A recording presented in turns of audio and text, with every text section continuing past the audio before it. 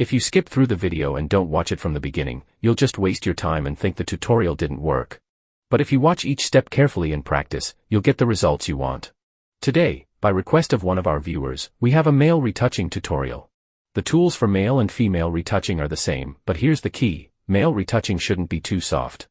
It needs to look natural and balanced. Let's get started, and make sure you practice along.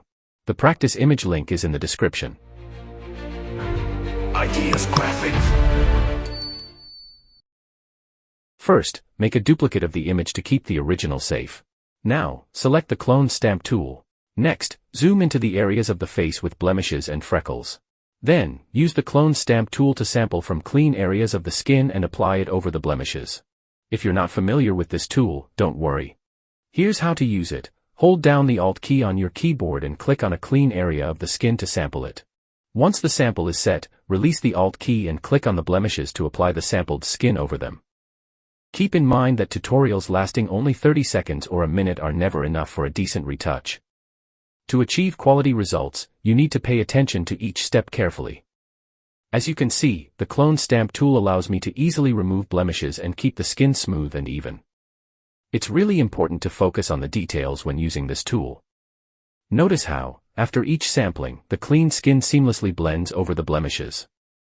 At this stage, you need to be careful to keep the skin looking smooth and flawless. Now, pay attention to how the final result has significantly improved and how easy it is to work with this tool. Now, convert this image to a smart object. Then, duplicate it again. After that, go to the Filter menu, select the Other section, and choose High Pass. Adjust the radius according to the texture of the image to suit your needs. Then, select the first duplicate, go to the Filter menu, and apply the Gaussian Blur effect. Adjust the radius amount according to your needs. Then, select the first duplicate and change the blending mode from normal to linear light. After that, double-click on the high pass layer and adjust the radius according to the texture of the skin. Apply the same method to the second duplicate as well. When adjusting the Gaussian blur amount, make sure to pay attention to the result of the changes.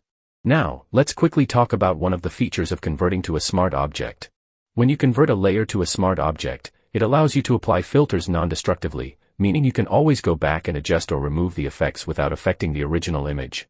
Next, group both layers by pressing Ctrl+G and enter the blending options. In the underlying layer section, there are two sliders, shadows and highlights. By adjusting them, you reveal the dark and light areas of the underlying layer in the active layer. Hold Alt while moving the sliders to separate them for more precise control.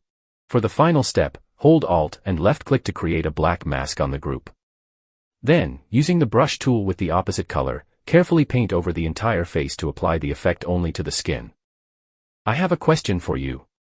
What do you want the next tutorial to be about? Advanced retouching, color adjustments, or a specific Photoshop technique? Drop your ideas in the comments. The most popular suggestion will definitely be featured in the next video, so your opinion matters. This is the final result.